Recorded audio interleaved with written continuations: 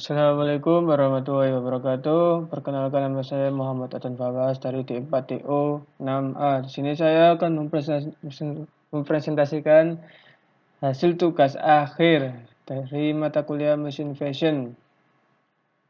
NRP saya 0921040009. Terdapat 3 kelas object detection pada proyek yang saya buat, yaitu untuk mendeteksi bocor, lembab, dan retak. Untuk hasilnya langsung saja kita run.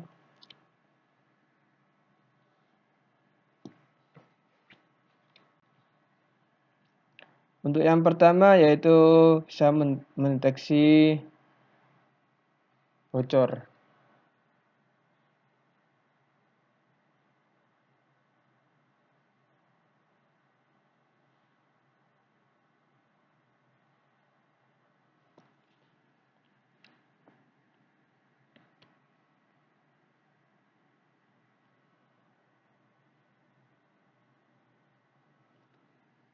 Bisa.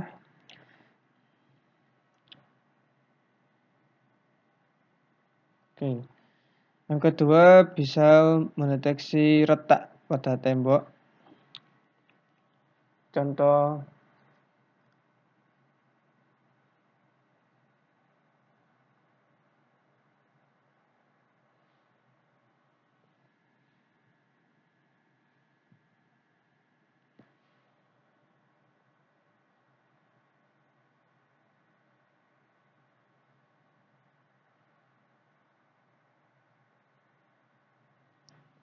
Oke, untuk yang ketiga mendeteksi tembok lembab.